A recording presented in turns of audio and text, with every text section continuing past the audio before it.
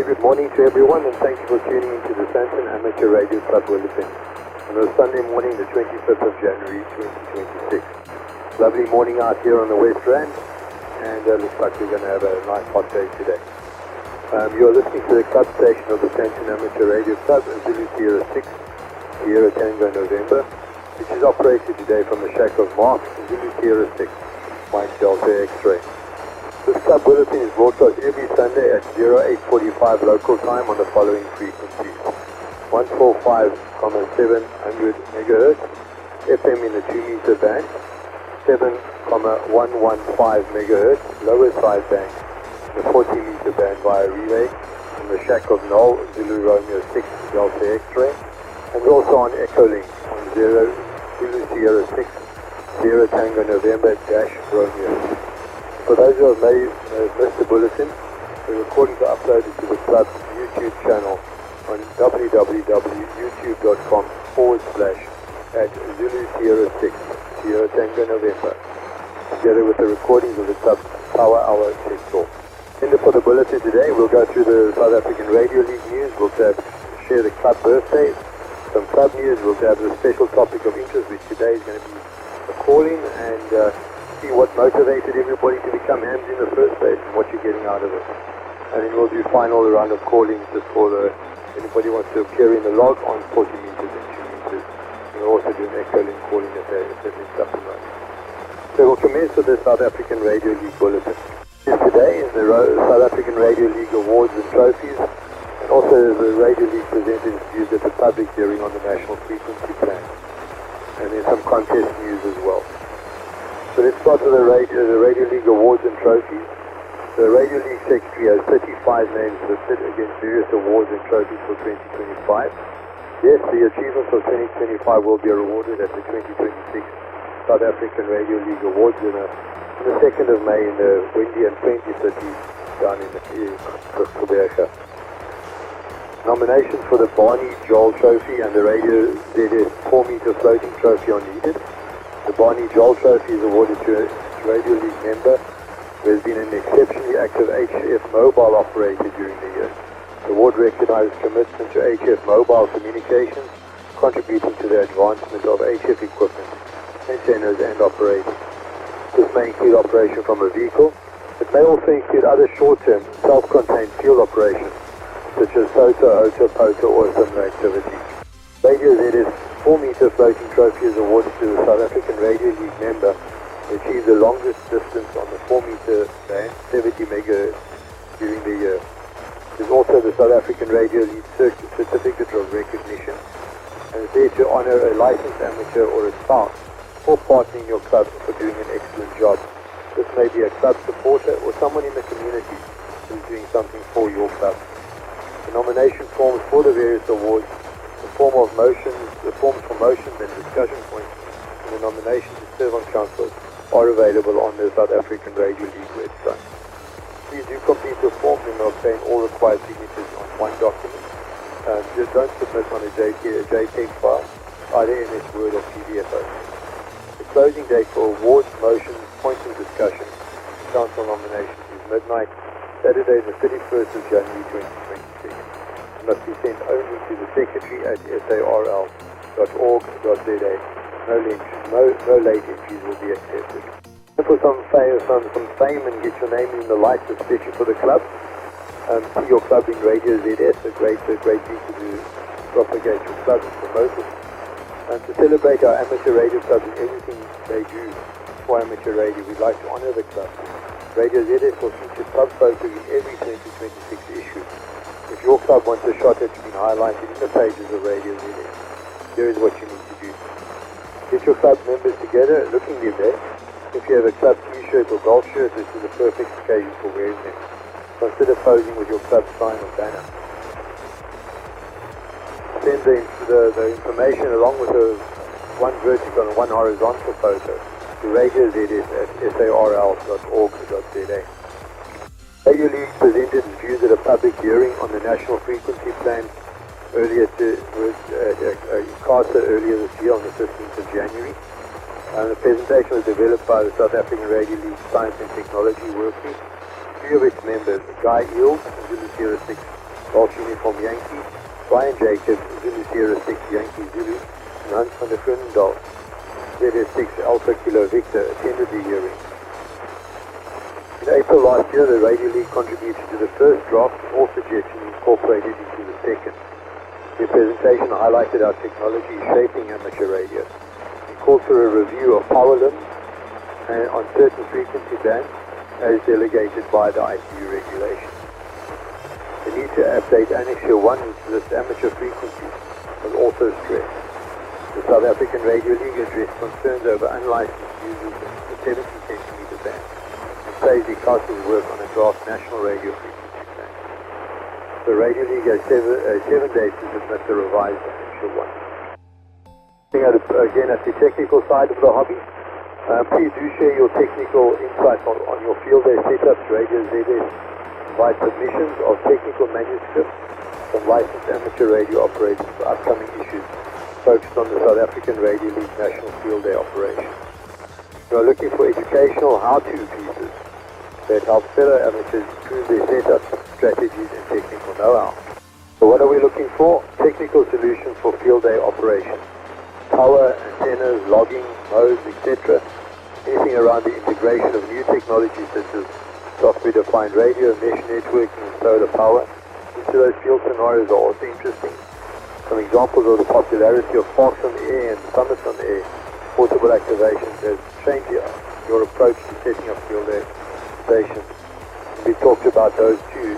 Examples of how portable antennas, LifePro batteries, and replaced base station antennas and generators are just 2 examples of some of the things that your technical manuscript can cover. The manuscript should have a strong how-to component. Tell us what you did, but more importantly, tell us how you did it. You're looking for about 1,000 to 1,800 words, plus high-resolution images with captions and photo credit information, name and call sign of the photographer. For the February Radio ZS, share what works in plain text or Open Office or MS Word in document format on the 25th of January 2026 and send it to Radio ZS at South African Radio .org.za. They ask, why do you want to contribute some of these technical insights on field day setups? Well, your article will be published in Radio ZS, and this has got significant reach. It reaches fellow amateurs across the country and in fact across the world.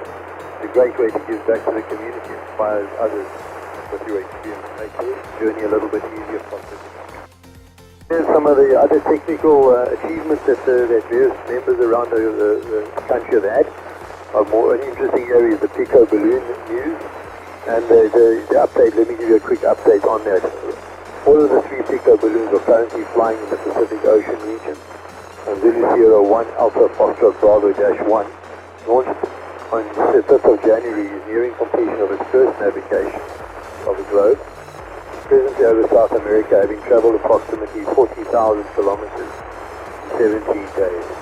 It is currently flying at an altitude of 12,320 meters. With a ground speed of about 105 kilometers an hour. ZS6 Sierra Romeo Charlie -32, after 25 days in flight, has covered roughly 55,000 kilometers. It is now in the second lap around the world, cruising at an altitude of 12,340 meters with a ground speed of about 110 kilometers an hour. The final Pico balloon that's doing its rounds, this is a big one. Zulu Sierra 1 Echo Romeo Zulu-12. It's currently on its 13th consecutive circumnavigation of the planet. Over 160 days, it has traveled approximately 407,000 kilometers. It is presently flying at an altitude of 13,200 meters with a ground speed of around 180 kilometers an hour. Okay, moving on to contest news. February is contest month. To start things off, it's time to stretch, to flex, and to get your radios warmed up, routines ready. The Antique Wireless Association CW Activity Day is just around the corner on Sunday the 1st of February. Are you ready to ride the propagation with a key in hand and make some Morse code contact? The goal of CW Activity Day is to contact as many amateurs as possible in the 20, 40 and 80 meter band.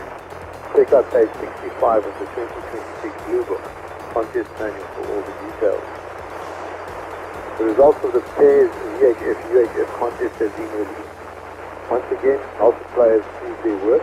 Working traditional grid squares multiplies your score, whereas just another context simply adds to your score. So you guys make good use of that. The Cape amateurs, they've cleaned up here. First was the Cape Radio Group, a ZS1 Charlie Roman Golf with 55,173 points. Second was Vito Hoffman, Zulu Sierra 1 Delta Whiskey Hotel / Romeo, 9,866 points. And the winner of the rover category. The third was Jan Lampert, Zulu Sierra 1 Alpha Mike, with 9,088 points. Let's have a look at the diary of upcoming events from the Radio League. Today is the Sasselberg Amateur Radio Club bicycle race. On the 27th of January is the closing day for articles for Radio ZS.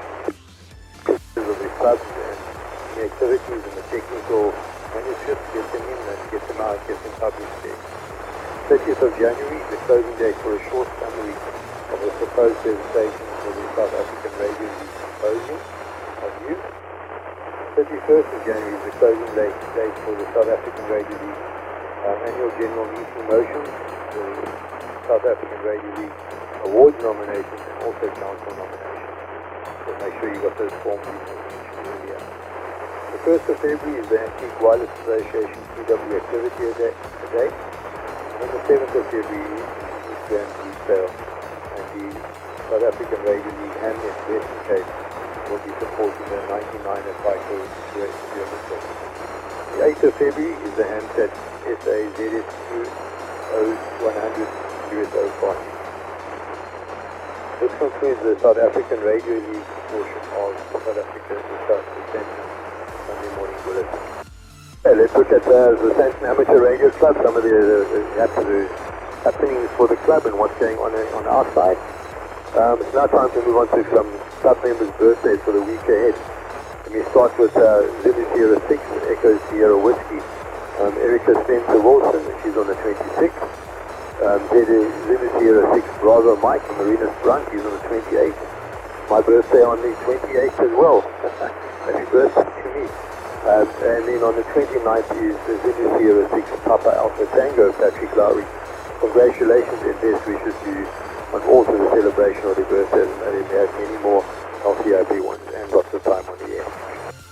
Now for some Sandton Club news, a bit thin this week, but there were a few Santonians active on the air yesterday for the 40-meter club contest.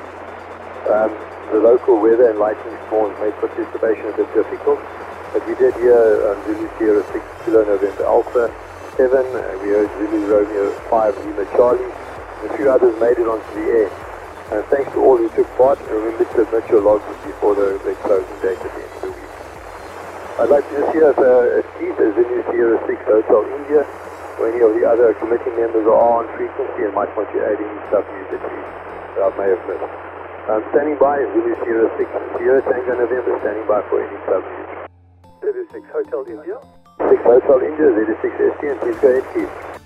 Good morning, thank you very much, Mark. Just to give you a little bit of an update on what's happening shortly, I think everyone should be aware that this coming Wednesday evening, we will have our next Power Hour Tech Talk given by Dick Coots and ZS6 Bravo Uniform November, and that'll be on Digital Smart Tech for Amateur Radio, or D-Star for the abbreviation. So please do join us on Wednesday evening on Zoom. It's 1900 hours CAT in the evening. We will repost those linking details onto the WhatsApp site for everyone to join. But please do join us on Wednesday evening at 1900 CAT for the Power Hour Tech Talk. Then the QRP contest that finished last week, and the logs have been trickling in this week, and we've received 26 logs to date, and the evaluation of the logbooks has started. So that the QRP contest committee will go through that, and they'll try and publish the results by next weekend if it all goes to plan. Then the RAE is really going well. I know that they've had lectures this last week. They started on the 20th, and they've had 2 lectures already. And I think Noel has been active on giving some of those lectures, so maybe he can give some feedback as well. But I think there's a good number of candidates and a very big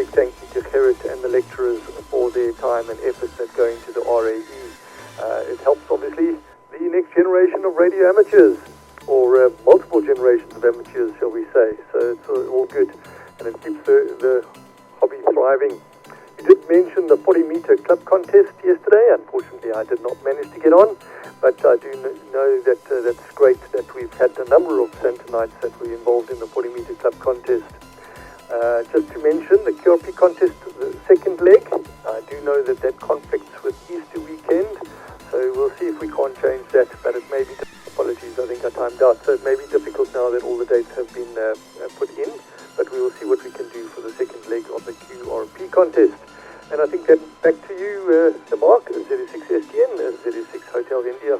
ZS6 Hotel India, ZS6STN returning. So thanks very much, Keith, I much appreciated. Good update on the power hour. I don't know how I missed that. That's definitely a must in the diaries for Wednesday evening. And then also the QRP contest, looking forward to hearing how everybody did. Nice turnout, 26 logs, that's a nice turnout. Especially being a QRP contest, sometimes the people don't take it up so well because it's a QRP contest. Already going well, and we'll see how it goes in the QRP contest over the Easter weekend all around that time. And thanks, Keith. Just going to stand by for a moment. If anybody else has any club news they'd like to add, please do call in now. ZS6STN standing by. ZR6DX. ZR6DX, come along. Morning, Mark. Just to let you know, your signal on my side is very scratchy. Lots of noise and everything like that. And it was very, very clear. So no problem at all. But anyway, just to give a little bit of update, I did the first lecture on chapters 1 and 2 on, I think it was Tuesday evening this past week. And we had a lot of fun. The lectures took about 2 hours, or just over 2 hours. And again, I want to thank, Mark Burgess and of course Gerard Panestian for all the effort they put into it. And we had 8 people on joining on the lectures that evening, and I think a lot of fun was had for all. So really great, guys.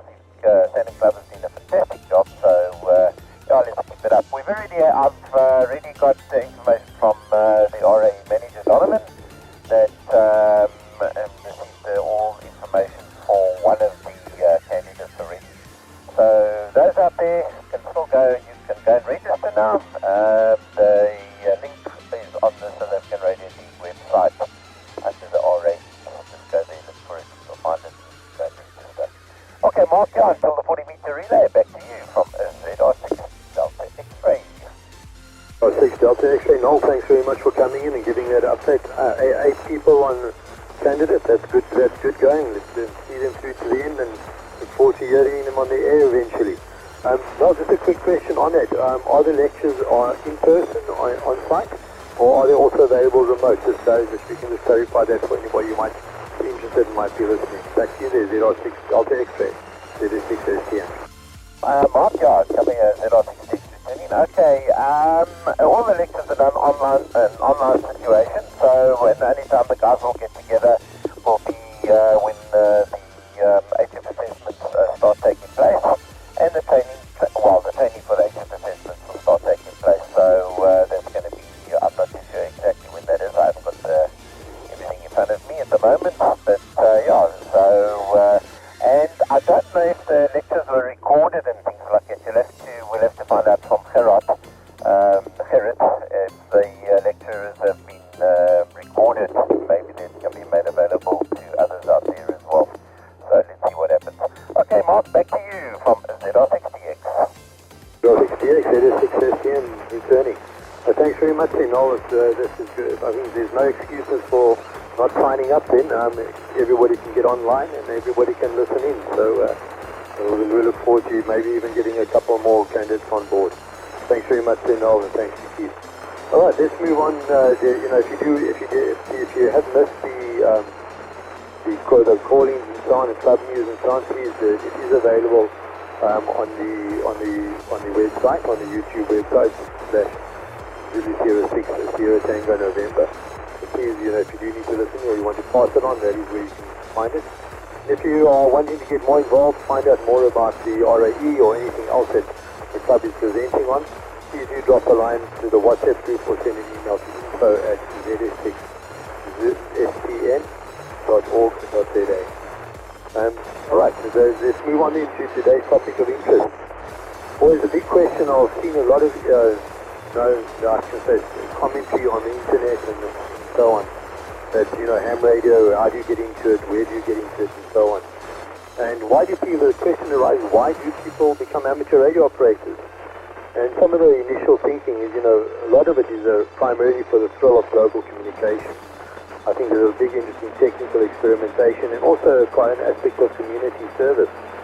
In fact, in those days, those facts were borne out on a survey that was done by the American Radio and Relay League, where the operators revealed that the top reasons for getting licensed, specifically as amateur radio operators, was they had a long-term interest. It was about 30% of them. Since their childhood, as I say, was a fascination for radio. I can certainly agree to that. Having started the radio career at about 11 years old. Emergency communications was the second one in public service. And that accounts for about 25% of the total survey results. And then also career and educational influences, about 10%, which and also people wanting to increase their skills and knowledge and possibly further their career interests due to amateur radio. And also the final one was about 9% odd. And that's the people, they found they've got the newfound time or they've got better resources later in life.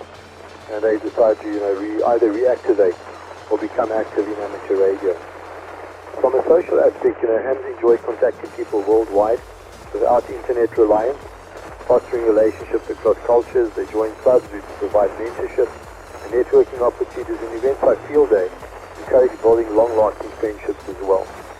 Operators typically connect with diverse people worldwide, and they build lasting relationships beyond the typical social media interaction.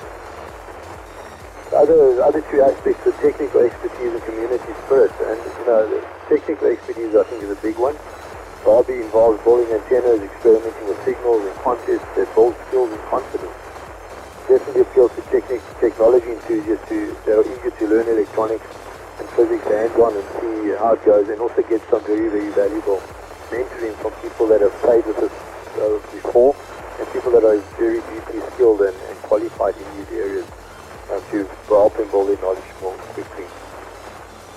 Finally, the kind of community spirit aspect to it, and hams provide vital communications during disasters when cell phone networks fail, and volunteering with groups like Hamnet also make a difference from the public service aspect.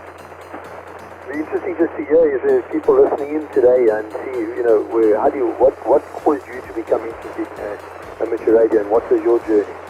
I know a couple of folks have been talking during the week, and I think let's stand by and see who would like to call in and just share some observations on their amateur radio journey. Why did they join up? How's the journey been for you, and what any suggestions you have for the future? ZS6STN Tango November, standing by for calling on this topic of interest. Standing by. ZS6HI. 6HI, Keith, please go ahead. Good morning again, Mark. Yeah, this was a very interesting little exercise that the ZS6AMF, Mark, our communications officer, decided to put into the play. And it is also always interesting. I know that a lot of people came up through the CB ranks, myself included. I was fascinated by radio when I was a youngster. How could we receive broadcasts over the air? And then in 1976 television started, and that fascinated me how that could happen. I was always disassembling radios as a teenager, and then when CB radio became popular or became available in South Africa, I took to CB radio as a teenager, and that was a lot of fun. And then life intervened, and nothing further took place. And then somebody said to me, "I'm going to go do my radio amateur exam. Do you want to join me?" And I didn't look back. I didn't even think twice about it. I said, "That's a deal. We'll be joining you. Let's go and get our radio amateur license." And then that was a lot of fun, getting the radio license. But I think the primary drivers, and I'm just going to interrupt because I'm on a little handy talking.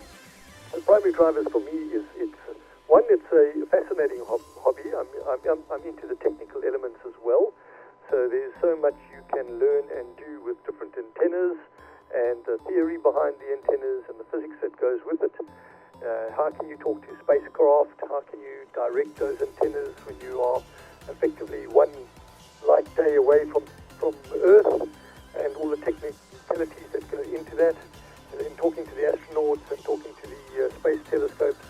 And then a little bit closer to home, obviously, is the own antenna design, working on that. And then electronics. I've always had a fascination for electronics, and the Baycar balloon gives me an opportunity to expand that. And then there's a lot of other opportunities in electronics with regard to building your station, making relay switches, playing with SDRs and so on and so forth. So it's fascinating, and it's a hobby for all ages, and whether you are fit, whether you are not fit, you can do this hobby, and that really fascinates me. ZS6STN and ZS6HI.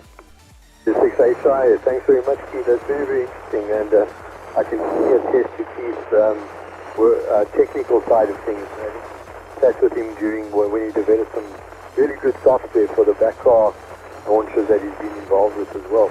So Keith, thanks for sharing that with us. Very interesting to see what your journey is, and I think that the TV side is definitely part of it. I myself also, late 70s, early 80s, also got involved in the TV scene. Did the ham license eventually when it started working. And then, as you said, life gets in the way, and I came back about 4 or 5 years ago. So it's interesting how sometimes you drop out in the middle and you come back at the end strong. So good stuff there. Okay, ZS6STN, standing by for anyone else who'd like to share some of the observations on their journey on becoming a ham and how they're enjoying it at the moment. ZS6STN, standing by. Victor Kilo 6 Lima Oscar Charlie. Victor Kilo 6 Lima Oscar Charlie, nice long distance communications coming in there.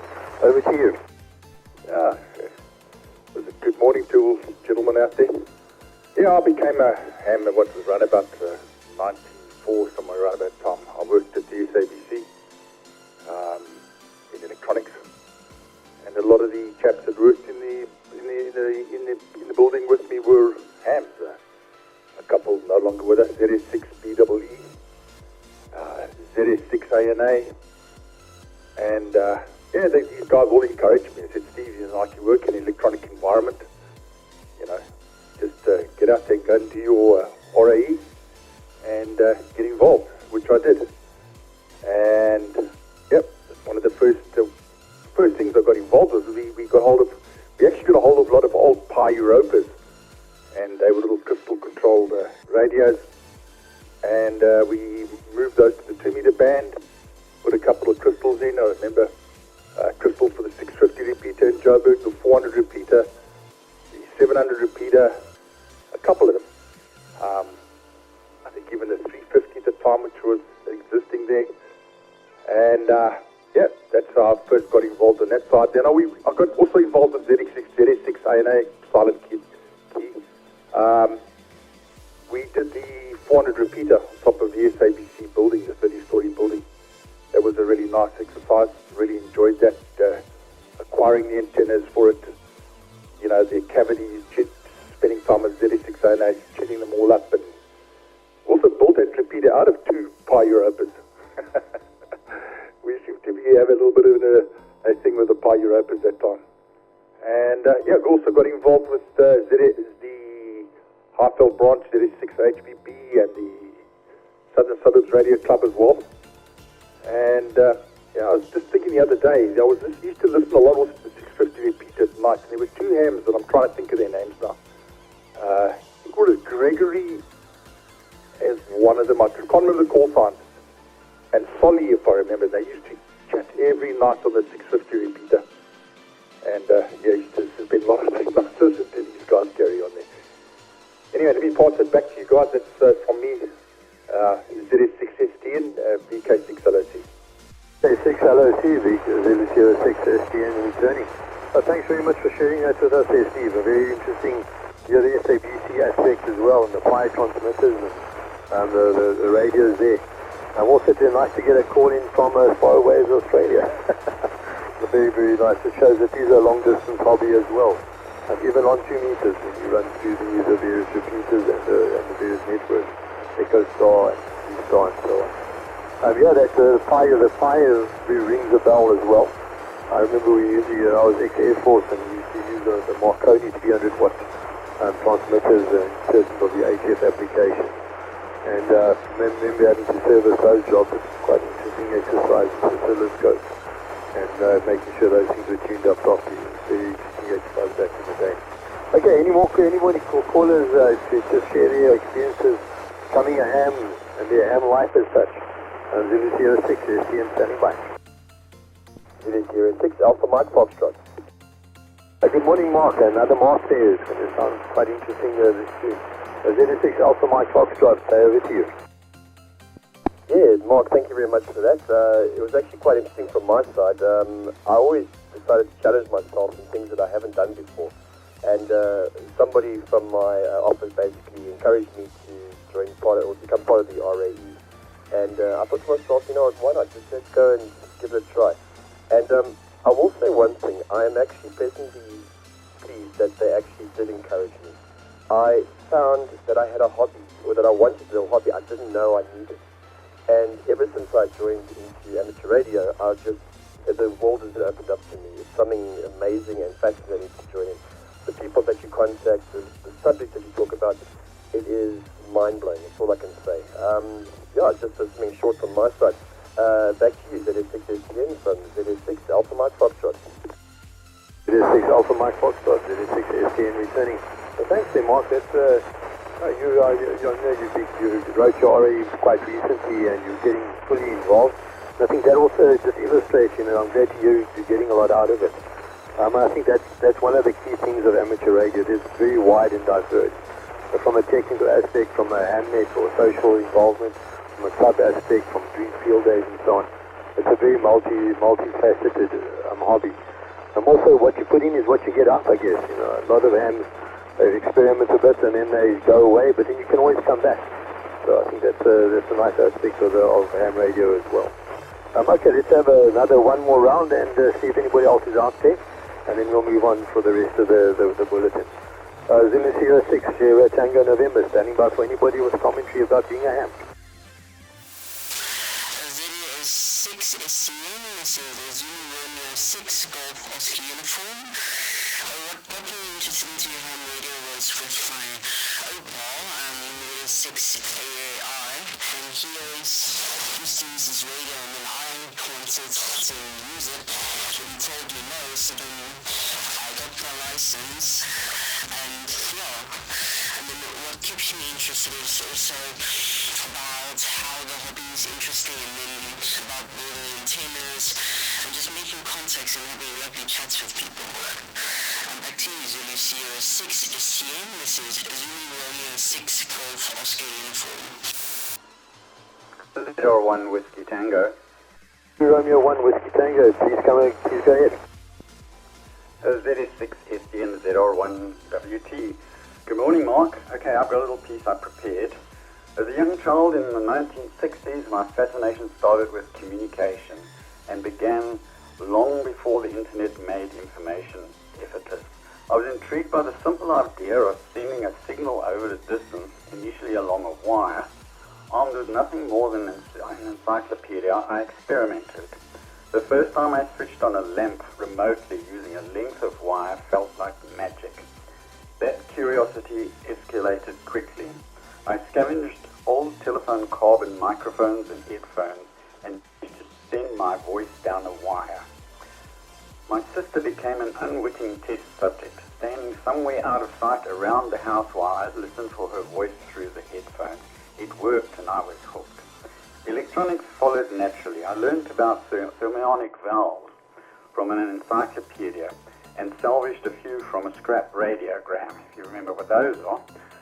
I could make them glow, but not much else, until a colleague of my father gave me a practical wireless magazine with a simple one-valve audio amplifier design. That breakthrough accelerated everything. Soon I was building regenerative receivers, then superhits, and eventually a basic valve transmitter, all without a license. I would cycle down the road with a small transistor radio to see how far my signal carried.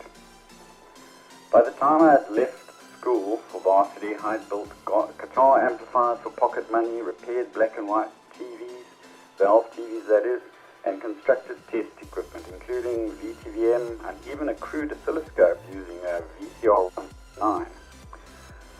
At university, computers took center stage, and electronics became a side pursuit. Much later, software-defined radio reignited the spark. SDR struck me as an elegant evolution of everything I had built in hardware decades earlier. Powerful, flexible, and driven by software rather than coils and capacitors. My first SDR was a Hack RF, and in 2020 I decided it was time to formalize the hobby and obtain my amateur radio license. Since then, the depths of amateur radio has kept me fully engaged. Only one's imagination can limit one.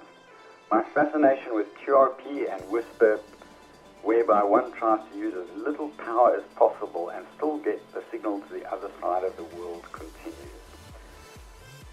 Added to that is my work on pico balloon telemetry, in which I'm currently developing an updated onboard software to log flight history when the 20 milliwatt signal goes unheard, or simply isn't an option. The license was the start of the journey. It was the key that unlocked the next phase. ZS6STN, this is 01WT. 01 Whiskey Tango, ZS6STN returning. Excellent, what a good story.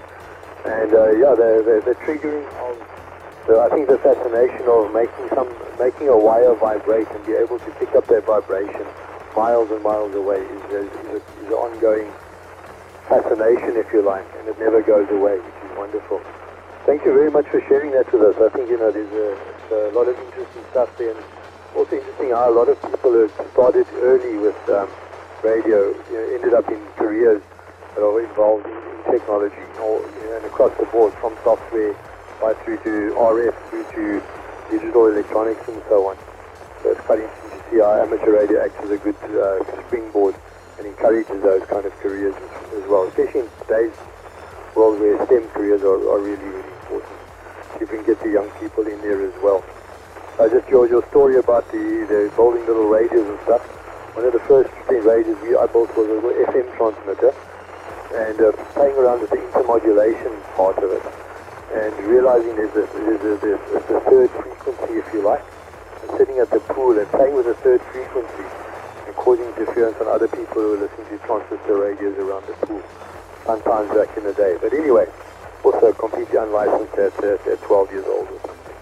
Anyway, good stuff. I think we are a little bit tight on time. I'll take one more round and then I think we'll move on to close the bulletin.